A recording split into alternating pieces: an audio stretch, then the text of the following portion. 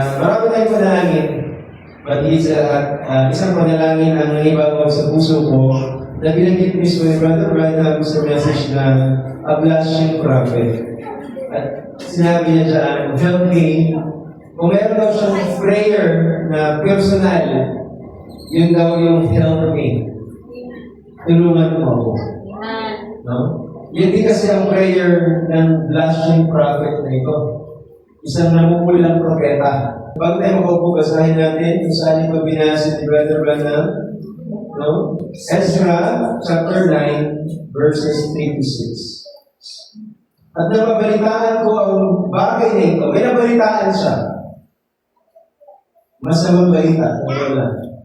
Aking hinapa ang aking suot at ang aking balabal. Balabal ay pagiging propeta niya is ang mantle prophet. At binalta ko ang buhok ng aking mga ulo para tinanggal niya ang buhok niya. Pati yung balbas niya sa baba. At ako'y naupong natitigilan at parang bigat na bigat, mga kapatid. Naupo na lang siya, parang wala na siya magawa. Nang magkakayo'y nagpipisan sa akin ang lahat na nanginginig sa mga salita ng Diyos ng Israel. Dahil sa pagsalansang nila sa pagkabihag, galing po sila sa tinatawag na captivity from Babylon. At ako'y naupong natitigilan hanggang sa pag-aalay sa hapon. Ang tawag dito sa English ay evening sacrifice. Sa ating salita, prayer meeting. Gabi. Hapon, mga kapatid. Habang nag-prayer meeting, hindi siya makakilos na maayos. Habang nag-prayer meeting, hinahapak niya ang kanyang damit, mga kapatid. At habang nag-prayer meeting, habang sila ay nag-evening sacrifice, bumangon siya sa kanyang pagpapakumbaba. Nahapak ang kanyang suot at kanyang balabal, sabi niya. At ako'y lumuhod ng aking mga tuhod. Prayer meeting, di ba? At iniulat ko ang aking mga kamay sa Panginoon kong Diyos. Sa huling verse, sabi niya, at aking sinabi, oh, aking Diyos, oh my God, sabi niya. Ito galing dito. Ako'y napahiya at namula na itaas ang aking mukha sa iyo, na aking Diyos. Baga, nahihiya siya itaas sa kanyang mukha. Namumula siya ng lupa. Sapagkat ang aming mga kasamahan ay nagsilala sa aming ulo at ang aming sala ay umabot hanggang sa langit. Hindi simple ang isang prayer meeting. Napakalalim dito sa radyo. Kapag mayroong panggabing sakripisyo, mga kapatid, ang kailangan ng Diyos hindi lang talaga isang awit o kaya mga alay na material, kundi ikaw mismo ang alay. Ikaw mismo ang nakaka-alam sa iyong puso kung ano ba ang nangyayari sa loob ng iglesia. Kaya napakalalim ng prayer meeting, mga kapatid, at ako'y nagagalap na kahit paano ay nag-improve ang ating mga disyon at naman ito ay ating mga panindigan sa biyaya natin. At isang palakpakan natin ang Panginoon. Hallelujah. Ay mga po. Sumahan ng Diyos sa gabi ito. Ang iba ay wala rito, pero alam ko ay ang Diyos na umabot ng ating mga pangangailangan. Hallelujah. This is a blushing prophet. Isang prophet, mga kapatid. At, amen, makikita mo dyan na ginuhitan ko yung aming. Ang aming, sabi niya dyan. Mga kasamaan. Aming sala. Baga. Now, pag sinabing namumula, hindi siya namumula kasi lasing. Diba karaniwan namumula yung lasing. Mga kapatid. O kaya mayroong allergic reaction yung katawan niya. No? O mayroong isang intense na sitwasyon, karaniwan namumula ang tao pag gano'n. Yung alam yung kabang-kaba, mga kapatid. Pero bigyan pa yan ng somehow a little background from now here, from this point, I should say, na si Ezra, mga kapatid, ay isang skriba. Ano ba ang skriba? Taga-sulat ng kautusan. Writer. No? At sa totoo lang, wala siyang nagawang kamalian. Or he did nothing wrong.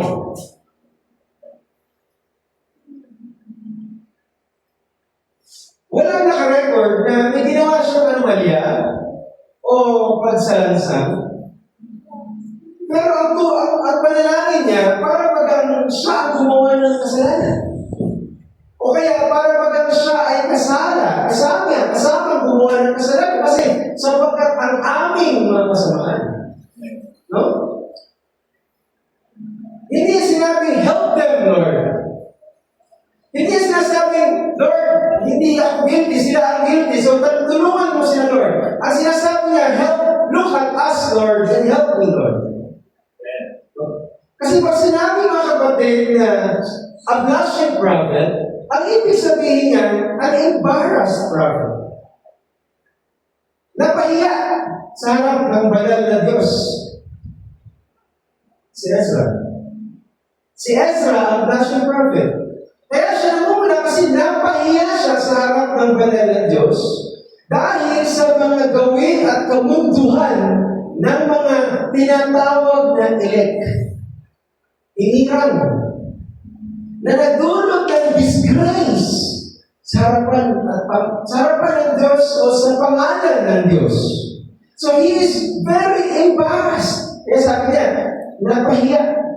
Kaya pag sa tao, napapahiya ng mula. Pero higit sa lahat, hindi na siya napahiya sa harap ng tao, napahiya siya sa harap ng Diyos.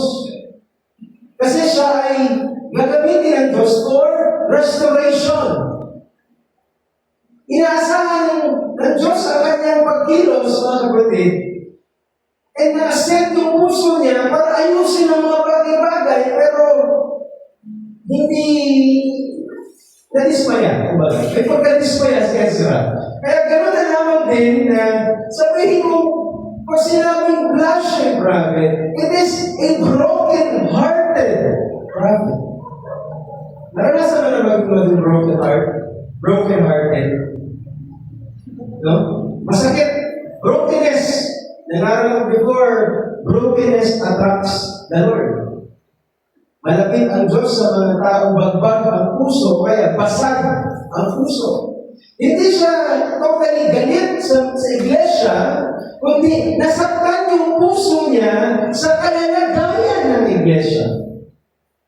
Sana yung maramdaman natin minsan. Okay, maramdaman natin ngayon. He is a minister, he is a believer whose heart is deeply wounded and shattered. Hindi dahil may nagsabi sa kanyang masama, kundi nakikita niya kasi naliligaw, nawawala sa linya ang iglesia. At masakit yun sa kanya. Naramdaman ba yun? Yung mahal mo, o kaya yung sinisinta mo, o kaya yung pinagpipray mo ng lubos, nawawala sa presensya ng Diyos. Masakit ba yun sa'yo?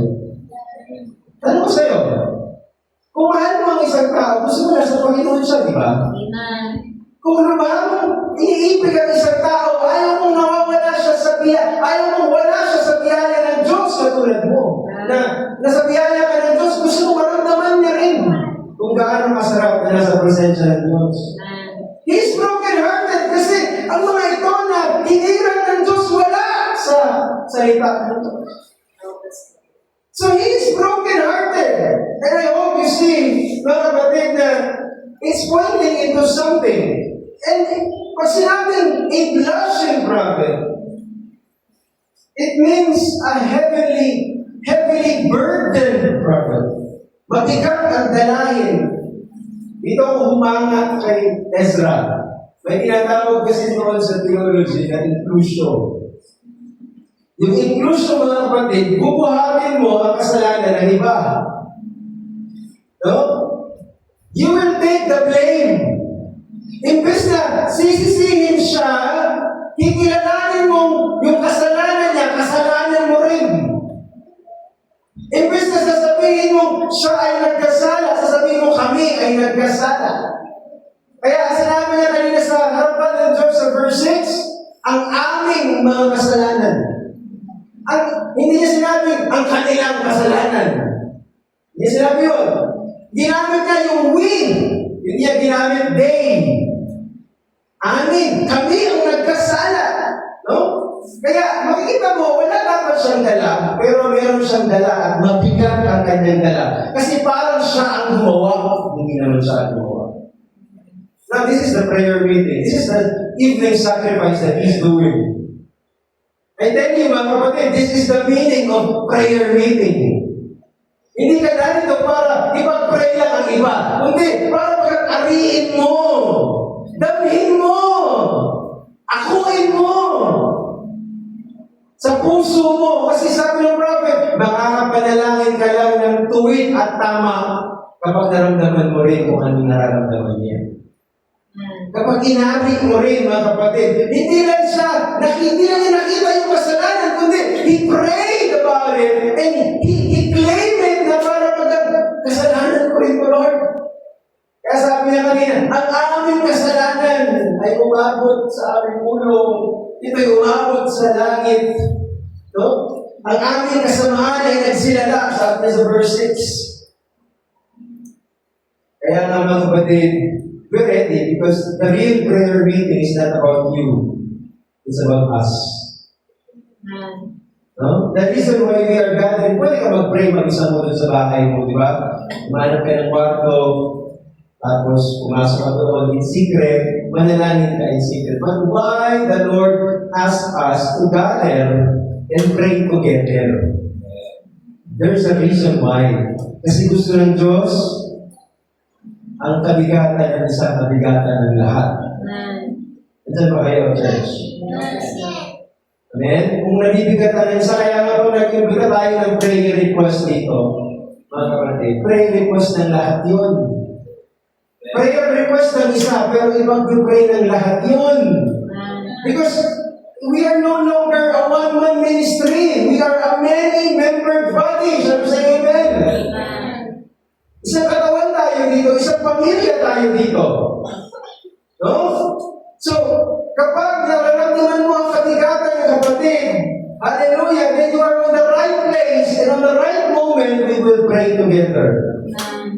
Na para Lord, help me so I can pray them better. I can pray. As if para ako yung may sakit, ako yung kapatid ng may sakit, ako yung nanay ng may sakit na anak.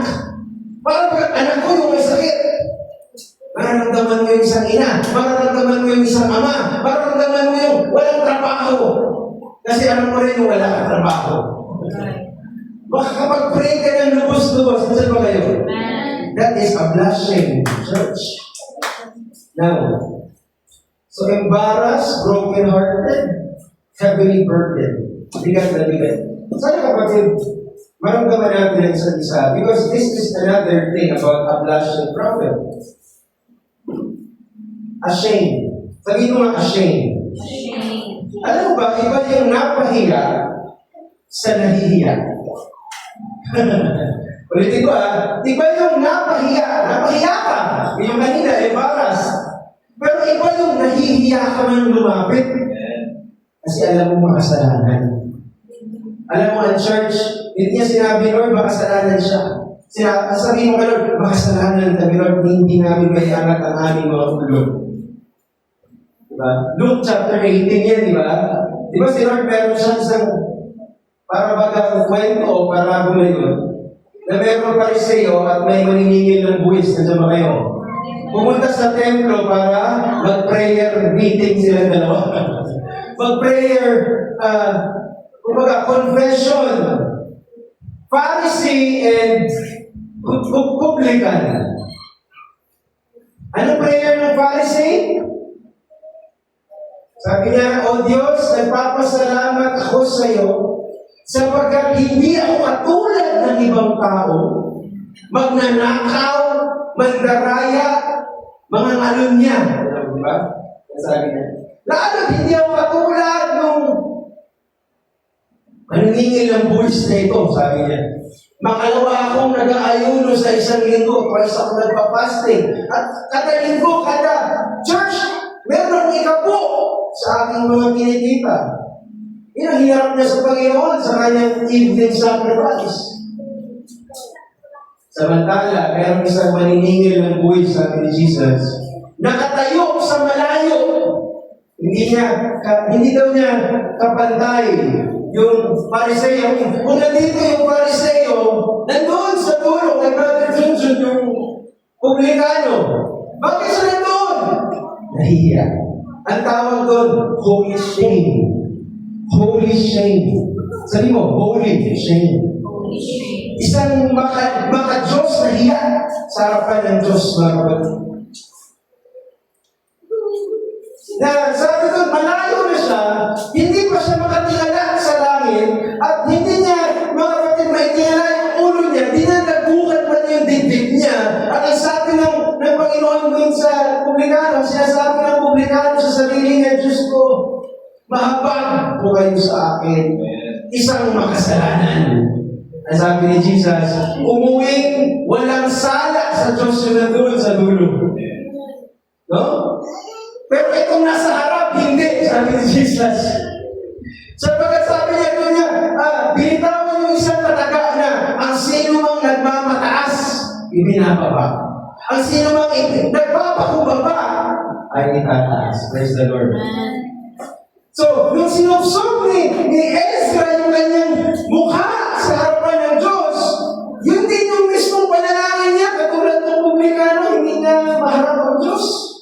Because meron siyang holy shame. No? Ang Pariseo, Panginoon, tingnan mo kung gaano ako kabanal. Tingnan mo kung gaano ako, hallelujah, kamasunurin. Hindi ako katulad ng makasalanan na yon. Yun ang spirito ng isang Pariseo. Mahilig magkumpara. Huwag ka na magkumpara. Minsan nakakaano yung spirito na ganyan, yung pinagkukumpara lagi. Tigilan natin yan. Hindi tayo mga Pariseo. Ano ba yun? Amen. Pero si Ezra at yung publikano, mayroon siya isang spirito. Ano yun? That's the spirit of what you call revival. Ganun pala ang revival. Kasi ang revival, ang isang tao na naghihingalo, nire-revive. Ibig sabihin, meron siyang spirito ng pagbangon from the sin. From the sin that he has stuck. Ang revival is parang gustong bumangon galing sa iyong pagbagsak. At ganoon ang spirito nitong dalawa. Pero ang revival pala, meron siyang isang panalangin. Tulungan mo, Lord. Lord, help me. Panginoon, tulungan mo ako. Now, the publican is guilty. Pero ang sabi niya, Lord, maawa ka sa akin, tulungan mo ako. Isang kasalanan. Pero si Ezra, hindi siya guilty. Pero same prayer pa rin. Kita nyo?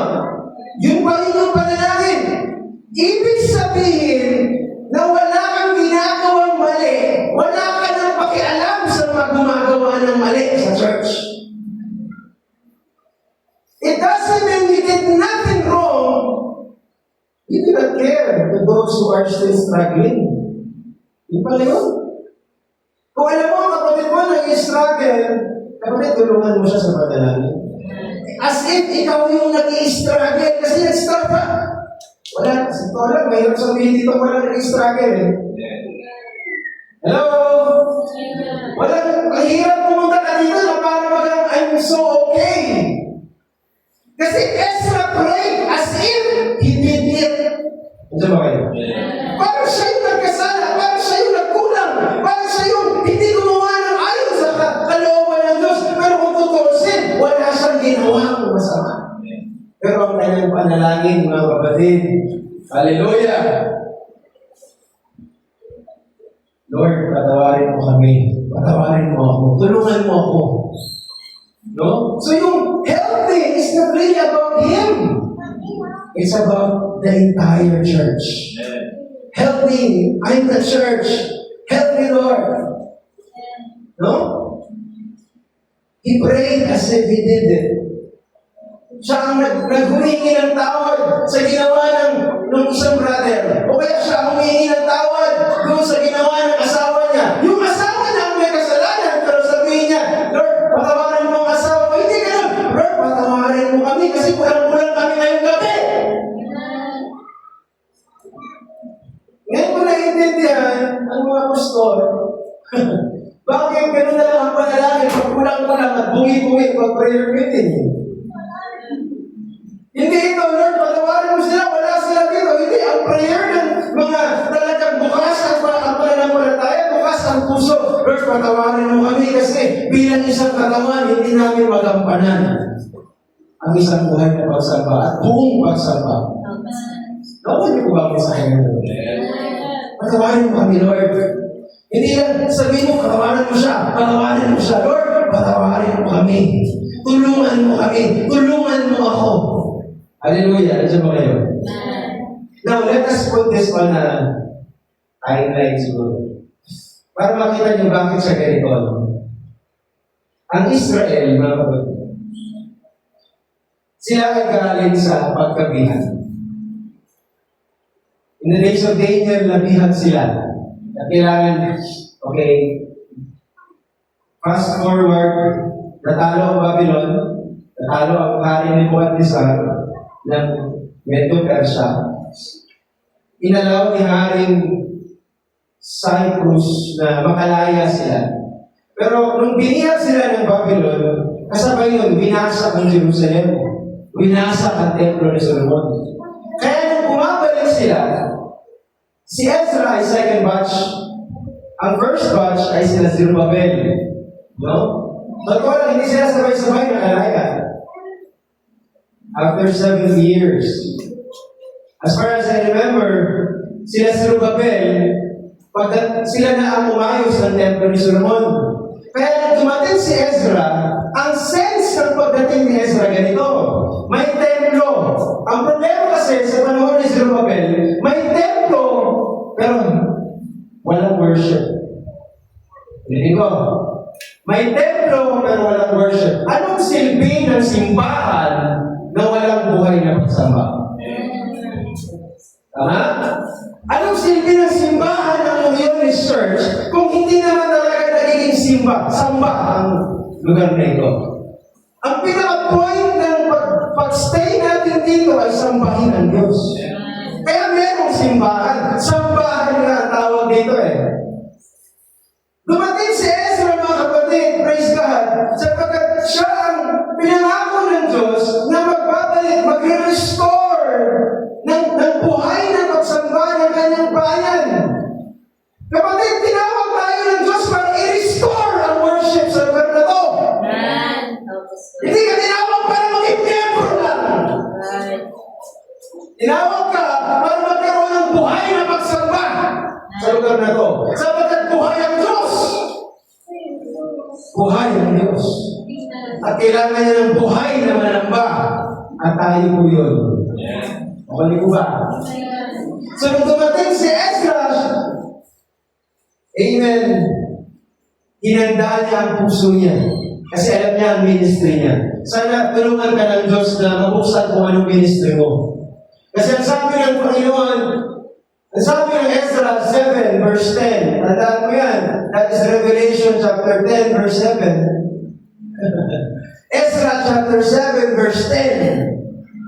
Binaliktad lang ang Revelation 10:7, pero ganyan ang ministry ng bride. Ihanda ang puso, inilaga, prepared. Ibig sabihin sa King James, prepared. Hinanda o inilaga ni Ezra ang kanyang puso sa tatlong bagay. No? Una, hanapin ang salita ng Panginoon o kautusan ng Panginoon. Hanapin, seek the Word of God. At pag nahanap niya, kailangan niya itong gawin. Yun ang hinanda niya sa puso niya. Pagbalik ko sa church, alam kong nabuo na ang templo, hahanapin ko ang salita ng Diyos. At pag nakita ko ang salita ng Diyos, gagawin ko o susundin ko ito. Pag nasunod ko na ito, now, ituturo ko na ito. I-preach ko na, i-share ko na. Seek, do or obey, and then teach. Praise God. Napakabuti ng Diyos sa kanyang salita. You have to live your sermon. You have to live what you preach. So, hindi lang ito, si Ezra na alam niya ang Bible, hindi ganon. Nung hinahanap niya ang Bible, hinahanap niya ang salita ng Diyos, nakahanda siyang sundin ang salita ng Diyos. At nakahanda siyang ituro ito kapag nasunod niya na. Sapagkat mahirap ituro ang hindi mo nagawa. Sa mga gusto pumasok sa ministry, sa gustong maging bahagi ng amen, pagkatawag na ito, mga kapatid, you have to know how to sing. You have to know how to do it. And you have to know how to teach. Mahirap magturo na hindi mo naman sinusunod. At mahirap na may sinusunod ka na hindi mo naman talaga natagpuan. So, kailangan mo hanapin. At alam mo, nasa isang pusong handa, isang pusong bukas sa gabi nito, mga kapatid, nangungusap ang Diyos sa iyo. Hindi ko alam kung sino personal na kinakausap ng Panginoon, but praise God, balikan natin ito. Dumating siya. Ang problema nung dumating siya sa templo, here's the problem. And I tell you, ito yung sinasabi kong nabalitaan niyang masamang balita. Pagdating niya sa templo, nakikiapit ang mga Levita, ang mga lalaki, mga kapatid, nakipag-asawa ng mga pagkaanong bansa. Pag sinabi kong pagkaanong bansa, mga kapatid, alam mo yung mga kinongker nila noon sa Promised Land, ng mga Canaanites, mga Jebusites, mga Hittites, Perizzites, maging mga Moabites, Ammonites, mga Egyptian at mga Amorites, lahat ng yun nakasadlak sila sa tinatawag na immoralidad, nakasadlak sila sa pangalunya, at ang binihin ng Diyos nakakaalat sa mga unbeliever. Ang sakit sa puso ni Ezra, kasi yung mga inaasahan niya tutulong sa kanya, sila pa ang wala sa linya. Wala sa salita ng Diyos. Yung mga namumuno mismo, pag binasa mo sa Ezra chapter 9, sila pa yung promotor ng pagsuway, kapatid. At napasakit, Kuya Eddie. Napasakit sa puso niya. Hindi niya matanggap yun. Kasi napakatagal niya ng after all the miracles that God has done, after all the efforts ng mga prophets, after all the efforts ng mga messenger na pinapadala ni Lord, he realized, wala nagbago. Napakasakit na, no? Nag-effort ka, nagpuyat sila, mga kapatid, ang bigat-bigat. No? Naalala niya yung mga taong namatay sa wilderness kasi Baal pure worship. Ano yung Baal pure worship? Hindi sila nakapasok sa Promised Land kasi ang mga Israel napapangasawa, hybrid. Napapangasawa ng mga Galileo. At hindi sila pinatuloy ng Diyos sa Promised Land. Mga kapatid, napakasakit. No? Hindi umusad ang kanilang pananampalataya. Kaya, mga kapatid, the Bible stand its ground. Wag. Ang hirap, sabi ni Brother Branham, the papers ng blushing prophet. This is one of the hardest topic na i-preach. Ang daming masasaktan. Kasi, the Bible needs to stand its ground. Wag kayong makikipamatok sa sanlibutan. Sabi ng Romans chapter 12 verse 2, huwag kayong magsiayon sa sanlibutan ito, kundi mag-iba kayo sa pamamagitan ng pagbabago ng iyong pag-iisip. Sabi ng 2 Corinthians 6:14, huwag kayong mag-isama sa mga di sumasampalataya na para bang kapareho nyo sila. Maaari bang magsama ang katuwiran at ang kalikuan, o kaya ang liwanag at ang kadiliman? Kapatid, please, do your best judgment. Huwag kang mag-aasawa ng unbeliever. The Bible stands ground. That is the absolute. As much as possible, pray for it. Kayong mga nalunya, sabi niya, hindi ba ganito nalalaman na ang pagkipagkaibigan sa sanlibutan ay pagkipag-away sa Diyos? Sino mang mag-ibig ng maging kaibigan ng sanlibutan ay nagiging kaaway ng Diyos.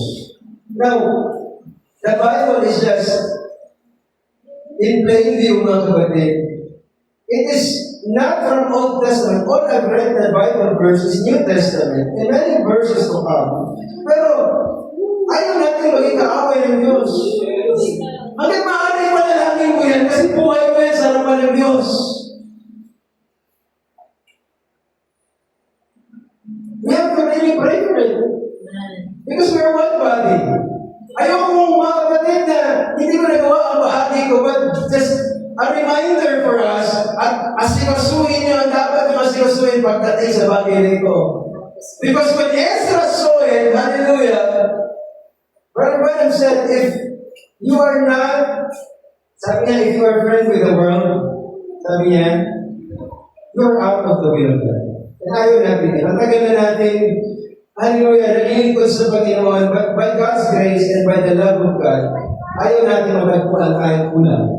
Ayaw natin matagpuan tayong may mga bagay na hindi pa rin naisusubok sa Panginoon. And the Lord will be there when you call, I should say. Because Ezra is crying, or Ezra began to, hallelujah, like Brother Branham, preach. I'm preaching ni Brother Branham, the church is committing fornication with the world. It's got out into the world and begun to dally in the world. Alam mo yung word na dally? Sabi mo dally. At kung nasabihin na ulit, kasi ang word na dally, alam mo yung pakikipag-flirt. Yan ang dali. Pangipaglaro sa lipunan. Yung word na, excuse me, the word ng mga bata, yung landian. Pakikipag. Dali yun. Ilang tawag ni Brother Branham doon.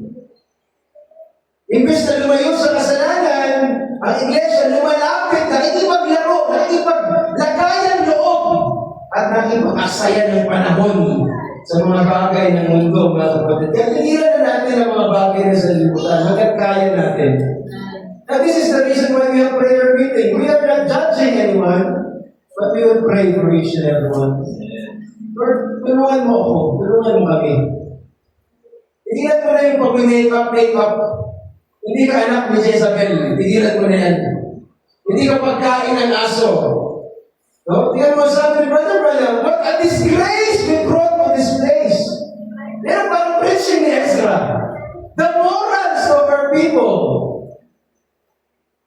That's why last Sunday, pinangalan ko yung response natin, modesty is a shield to immorality. Mga kapatid. Kasi ang Diyos nakatingin sa moral ng tao. Paano siya mag-isip? Paano siya, mga kapatid, paano niya dalhin ang kanyang sarili? The morals of this nation, sabi niya, has become so low that it would make a dog ashamed. Pag ikaw aso na, pinahihiya. The immorals of our people. That's why sabi niya, but he blushed because, hindi ito sin ng sinuman because of the sin of the elect. Now, elect is the chosen of God. There are times, mga kapatid, na kailangan natin i-address ang mga bagay-bagay. Kung kasalanan yan, kasalanan yan. Kung mali yan, mali yan. Ang puti, puti. Ang itim. That's why, hallelujah, sabi ng Ezra chapter 9, verse 3, aking hinapak ang aking suot at ang aking balapan. Nung narinig niya yung kwento, kaya yung report ng mga princess, ng mga counselors niya, yung katawan ng Diyos, parang napakadaming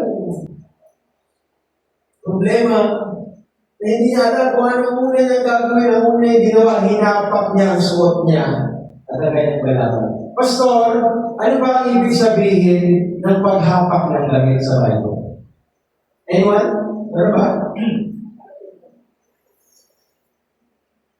Nung nalaman ni Jacob sa mga anak niyang sinungaling na pinatay si Jose ng isang mabangis na hayop, hinapak ni Jacob ang kanyang damit. Nagluksak siya. So, ang paghapak ng damit ay para pagtanggap ng isang anunus-dunus na balita, trahedya. At siya'y nagluksak. At ang ginawa ni Jacob, hinapak niya ang kanyang damit ay tunay. Isa sa paborito niyang anak yan si Joseph.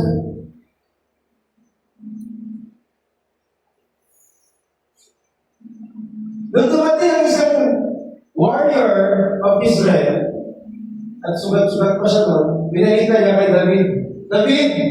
At nandoon yung mga men of David, mga warriors ni David.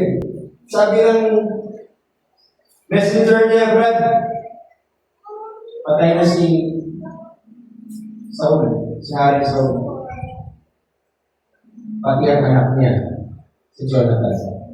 Nung narinig niya, the very moment narinig niya, patay na si Hari Saul at ang kanyang mahal na kaibigan, best friend niya, Jonathan.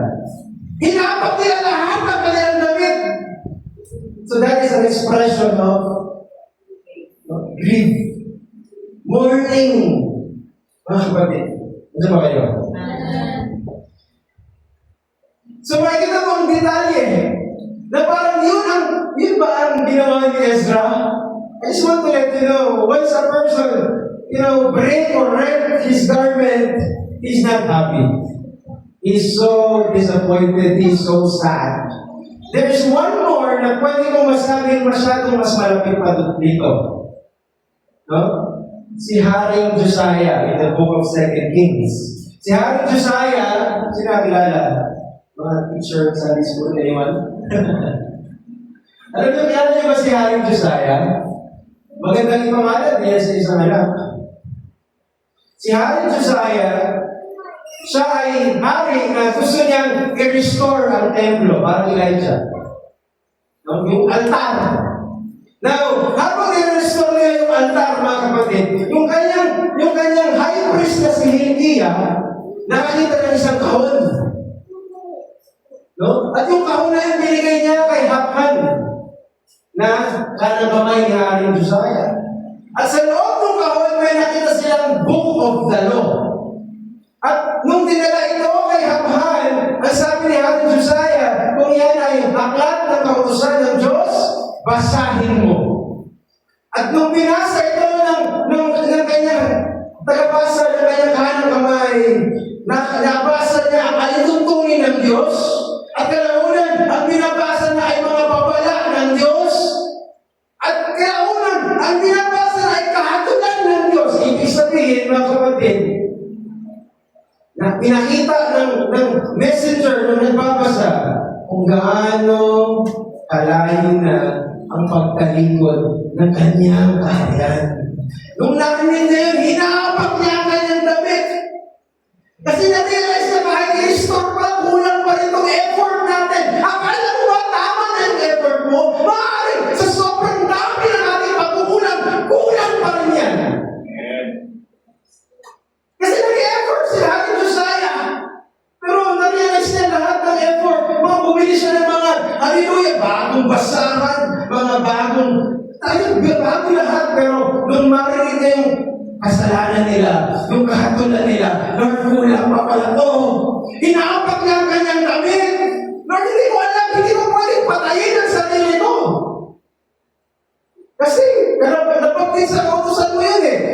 Hindi ko kayang patayin ang sarili ko. Ibig sabihin, parang gusto ni Haring Josiah, hapakin yung puso niya. Yung puso niya. Pero ang kaya na niya hapakin damit niya.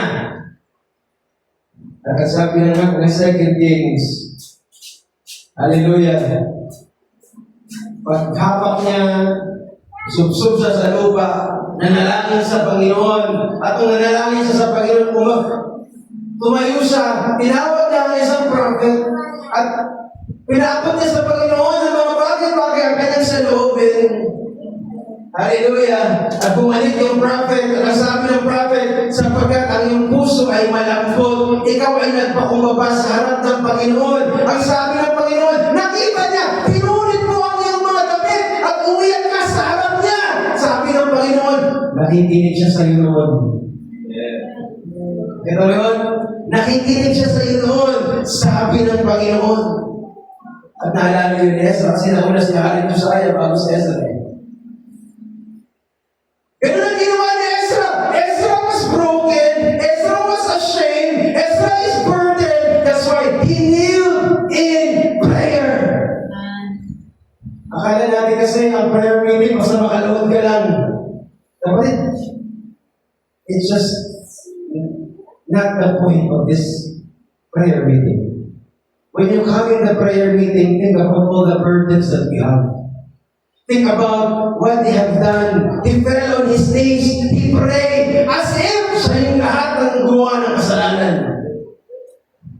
prayer of Ezra. No? Hindi niya prayer na, Lord, they have sinned. Hindi niya prayer na. Nagkasala yung leader na ito. Nagkasala yung leader na ito. Hindi niya sinabi na, Lord, I'm okay. Wala ako sa to lang, hindi ganun kabigat ang kasalanan ko para sa iyo. Hindi yan panalangin niya. Hindi niya sinabi, Lord, okay lang ako. Sila ang problema. Ang panalangin niya, Lord, help me. Help us. Lord, look at us. Kasi mga kapatid, hindi mo pupunitin ang damit mo ngayong gabi. Ang susundin natin ay si Joel. Ano sinabi ni Joel? Ang pagdadalawhatiin ninyo ang inyong puso at hindi ang mga damit ang inyong hapatin. Damit mo ng iyong puso ang mga prayer request na prayer meeting. At kapag nadama mo daw yan, nadalamhati ka, naapektuhan ka, nabigatan ka, para mo na daw hinahapak ang iyong damit. At kayo'y magsipanumbalik sa Panginoon inyong Diyos. Ano ba kayo? Rend your heart. Can you rend your heart? Yes. Receive all the prayer requests. Receive the burden. And you are rending your heart and not your garment. And you are turning unto the Lord in prayer because He is gracious and merciful. Magandang yan eh. He is slow to anger. Naiintindihan niya kapatid kung anong pinagdadaanan mo. He is of great kindness and He repent him of the evil. Kaya niyang patawarin ang dapat patawarin. Nandiyan ba kayo? Bakit wala namang Diyos sa gabi ito? Wala prayer meeting, alam mo, napagdami natin kabigatan. At mga sabihin ko ngayong gabi, wala ka masyadong kabigatan. Pero it's not a license for you not to pray with all your heart. Because the Bible is saying, mga kapatid, we have to really ask the Lord, Lord, help me. Because naramdaman ko lahat ng mga kasalanan. Parang si Jesus Christ, naramdaman ko sa akin ang lahat ng kasalanan. Kaya sa sigaw niya, Ama, bakit mo ako pinabayaan? Hindi naman siya yun eh. Ikaw yun. Ako yun. Na sumisigaw. Pero kinuha niya ang kasalanan mo. Mga kapatid, hallelujah. At ipinamubay niya yun sa krus ng Kalbaryo. Tama po ba? Mga kapatid. So we know now what's the sense of prayer meeting. Of our evening sacrifice. Now, sa message na Abdashan Prophet, para tayong matapos. Sabi ni Brother Branham, there are 19 million Baptists, 13 million Methodists, 11 million Lutherans, 10 million Presbyterians. Ilan kaya ang mga message believers? Yan ang masabi, no? Pero dito, bilang na bilang lang ang message believers. Tingnan mo, ito ang Ezra ng ating panahon. Nakikita niya lahat ng mga religious group. Nakikita niya, alam mo lahat yan, nag-claim na elect. Sila ang elect ng Diyos. Pero mercy, think of that. Napakadami nag-claim. Pero tingnan mo daw, constantly, magkatagsunan po yan. Tingnan mo, pero sila ang dami, million. Pero sabi niya, constantly ha, agad-agad, o kaya lagi-lagi. Kapag Wednesday night, nasa ball games. Ang malakas na loob po mag-preach nito kasi Wednesday yung prayer meeting natin. Mag-prayer meeting daw, nanonood lang ng basketball. O kaya soccer, o kaya paano pinapanood? Amusement, ano ini-scroll ng Wednesday night? So doon, sana, huwag ko masamayin, ba't ko ito tinanong, nagpati ko tayo Wednesday? Sometimes on Sunday pa nga daw. Nasa bahay lang, nanonood ng TV. Imbes, sabi nga, nanonood ng TV, nakikinig ng radio ng kung ano-ano, mga jokes, mga patawa, na galing sa Hollywood, yun ang pinapakinggan ng million religious group na elect. At yung kanyang kaluluwa, enjoy sa mga ganyang bagay. Kaya sabi niya, dapat sana kapag Wednesday, kapag Sunday, kasama mo ang Bible mo somewhere. Laying out before God on your knees and praying for the sins of the country. ginagawa yan. Nag-pray mo pa ang bansa. Diba? And I'm guilty with you. Totoo lang, I can, based on what I've seen sa buhay ni Brother Branham, hindi siya gano'n na nanonood na kung ano. Pero sabi niya, I'm guilty with you. Ezra. Diba? Huwag mo expect na si Brother Branham nanonood ng TV. Kasi sabi niya, yung TV mo, sinabyan ko eh. Pero sabi ni Brother Branham, katulad ni Ezra, hindi sila lang may kasama ako. Guilty rin ako. Kasi hindi siya nakapanalangin ng tama kung ang feeling niya exempted siya. Ganun din sa prayer meeting na ito. Alam, exempted ka? Magaling ka? Marunong ka? Kapatid, walang lahat tayo magkakapantay-pantay lang ngayong gabi. Kapag lumuhod ka dyan, lahat tayo nasa sahig kung saan tayo galing. Sabi sa amen. I have made up my mind. Ito gusto ko kay Brother Branham. Para Ezra, na nagkaroon ng tinatawag na resolution on his heart. Nagkaroon ng a prepared heart for the Lord. Sabi niya, nabuo na, I have decided, by the help and grace of God, if God will give me strength to do it, I'm determined to press. Diba? Philippines yun eh. Sabi ni Pablo, hindi siya narating ko na yung kalwalatian. Pero sabi niya, I will press towards the mark of the high calling. May effort pa rin. May perseverance pa rin. Hanggang dumating daw ang Panginoon at hanggang sa kamatayan na palayain siya, gagawin niya ang lahat. God be my helper to do so. Help me is my prayer. Diyan galing yung ating message. Diyan ba kayo? So sa ating pagtatapos, sana makita niyo. This is not just a prayer meeting by God's grace, but simulan natin absorb kung ano kailangan ng iglesia. Simulan natin absorb ano nangyayari sa pamilya niya. Because this is what the spirit of that we have to do tonight. Na hindi lang siya ang guilty. Tayo lahat, Lord. Pag-uwarap tayo sa Panginoon bilang isang katawan. Lahat tayo. Wala ditong parang may sarili kang problema. Hello? Hi. Lahat ng problema ng church, o wala problema natin. Magtulungan tayo mga kapatid. No? Nandiyan ba kayo? Ano ba ang naging impact ng prayer ni Ezra bago tayo magtapos? Gusto niyo malaman? Yung prayer niya na yun, it makes an atmosphere. Sabi ni Brother Branham, parang itlog ng manok, pag yan ay nasa tamang atmosphere, makikisa. It created an atmosphere. After he confessed, as though the people's sin, yung kasalanan ng bayan, ay parang kasalanan niya. Alam mo nangyari? Nag-create ito ng atmosphere sa buong bayan. Yung brokenness niya, naramdaman ng mga tao for some reason. Nagkaroon ng assembly sa kanilang lugar at maraming nagsimulang umiyak kasama niya. You see that? Ang mga tao, hindi niya pinorse, kundi voluntaryong bumalik doon sa ipinangako nila sa Panginoon at ipinuwid ang kanilang mga buhay sa harapan ng Diyos. Alam mo, doon nagsisimula ang totoong worship. Ano ba kayo? Doon nagsisimula ang totoong worship kapag ikaw mismo voluntaryo kang sumuko sa Panginoon. Hindi tayo napilitan ka, hindi tayo sinabi ni pastor, ni ganito, ni ganyan. Ikaw mismo ay sinusuko mo sa altar ng iyong buhay. Nandun ang totoong pagsamba. Lord, hindi ko na kayang ayusin ang mga bagay-bagay. Nagkaroon ng national repentance, nagkaroon ng public confession, nagkaroon ng covenant renewal, yung mga nakalimot.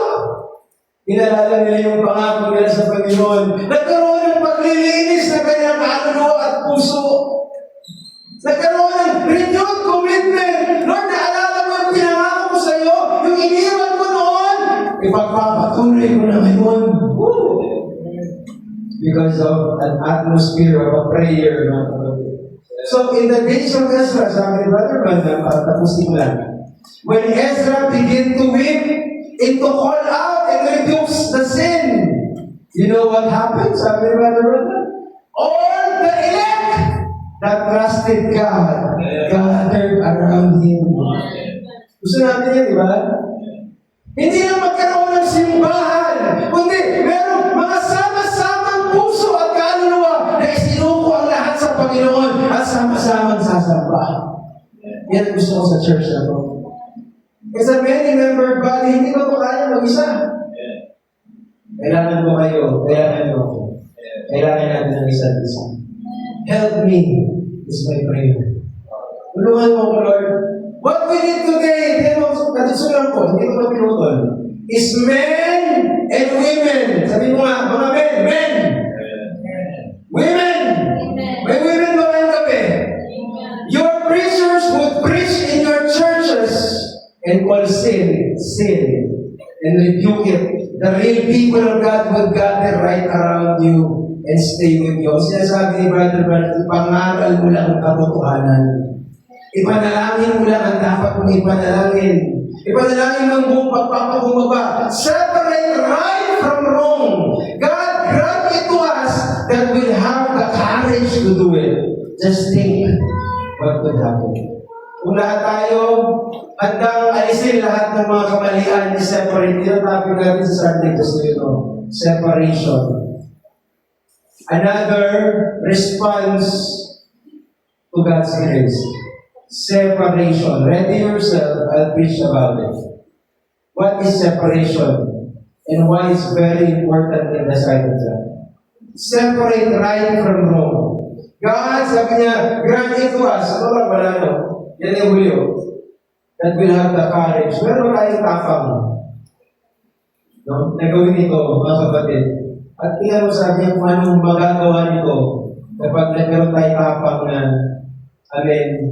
harapin natin ang mga dapat harapin. But hindi sa lahat, pag tayong pagpapababa, tumawag sa Panginoon, i-absorb natin lahat ng mga bagay na kabigatan. Sabi ni Pablo, buhatin mo ang kabigatan ng mga mahihina Maging malakas ka sa mga mahihina. At lahat tayo mga kapatid, sama-samang harapin ang mga problema ito. Sabi ng ating pinaka-aliyang text, lahat, sabi doon, ano sabi doon? Sa ating verse, huwag kayong mabahala sa anumang bagay, sa halip, ihingi ninyo sa Diyos ang lahat ng inyong kailangan sa pamamagitan ng panalangin ng nagsasalan. Ihingi natin lahat po mga kapatid. But this time around, sabi ni Brother Branham, pag natapos sa mga preaching, kahit din naman, 40 plus na sinabi, sabi niya, don't pray for yourself. Pray for the one next to you or the one that can hold or reach your hand. Sabi niya, huwag kang mag-alala. Ipanalangin mo na yung kapatid mo na yun. Kasi huwag kang mag-alala. Kahit hindi mo na ipanalangin ang sarili mo. Bakit? Sabi niya. Kasi sinisigurado ko sa'yo, may nanalangin para sa'yo. Ipanalangin mo lang kapatid mo. Huwag mo lang ipanalangin sa sarili mo. Have a selfless prayer sapagkat one way or another, may mananalangin para sa iyo. Saragyan tayo ngayong gabi mga kapatid. Let's pray for one another. Help us. Help me is my prayer.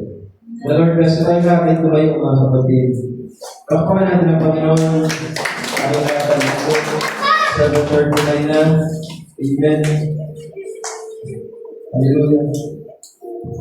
Lord Jesus, salamat po sa gabi nito na kami, Panginoon, ay tinatagpong sa isang simpleng pangaral. Help us, Lord. Help me, Lord. Hindi dahil marami kaming nabigatan lang sa aming sarili. Hindi may ibang nabigatan din ang iglesia ito. Ang aming kapatid, ang bawat isa sa amin na dala-dala sa gabi nito. In our evening sacrifice, in our evening prayer meeting, we're bringing all of this as one body, as one family. Hindi hiwa-hiwalay, hindi watak-watak, Panginoon. But Lord, isa ang aming puso. Iharap ito lahat sa iyo ng buong buo. Turuan mo kami sa gabi ito. Sa aming Panginoon.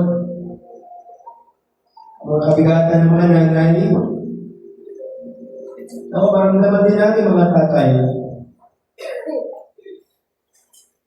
Mga kabigatan ng mga balo. Wala nang asawa. Maramdaman din namin mga kabataan. Mga kabigatan ng kabataan. Maramdaman din ng mga nanay. Kabigatan ng mga tatay.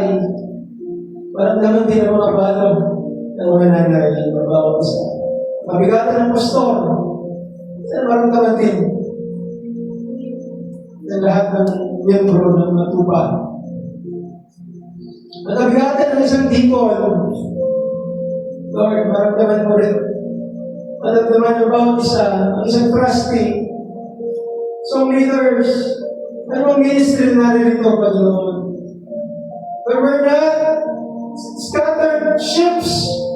Muli mo kami tinipon ulit. Ibinalik ko rin sa iyong Lord, mahal na salita, sa iyong salita, Panginoon. Hindi mo pa maghusgahan, hindi mo pa mag-alitan. Kundi Lord, magyakapan. Yakapin ang bawat isang kahinaan. Hindi mo bang Lord, maging katinisuran. Hindi upang husgahan ang isa't isa. Kundi Lord, isuko ang aming mga pride. Isuko ang aming mga, Lord, katigasan ng ulo, katigasan ng puso, mga hindi pagpapatawad. Kundi Lord, aminin namin ang aming mga pagkakamali. Na as if kami ang nagkasala. Kami ang may kasalanan. No longer pointing fingers, but just like you, Jesus, taking the blame of the world. You took the blame na wala ka namang ginawang kasalanan, Lord. And this is the time we can gather tonight. Lord, tulungan mo ako. I'll gather all these sins katulad mo. Bubuhatin ako ng krus mo katulad mo. Susunodin ako sa Ama katulad mo. Tatawag ako lagi sa banal na Espiritu. Kung paano mo ginawa noon sa lupa, ay gagawin ko. Help me is my prayer. Hindi ko ito kaya, Lord. On my own, I am nothing, Lord. Apart from you, I am nothing, Lord. Help me is my prayer. Gusto ko maging worthy. Gusto ko maging worthy sa eternal life. Because eternal life is not living for myself. It is living for others. Help me, Lord, to be not selfish, to be not greedy on your grace. But Lord, let grace flow through me. Let the blood of Jesus scatter around through my life and create an atmosphere in this place. Not disgrace, but atmosphere in this place. Help me, Lord, is my prayer. Pagpalain mo bawat nanay, ang bawat tatay na lulot ngayong gabi, bawat kabataan, balong, bawat isa, Lord, na isusuko ang lahat sa iyo. Bless all the prayer requests. Sa iyo namin pinagkakatiwala ang lahat. Anong pangalan ng aming Panginoon Jesus Kristo. Amen.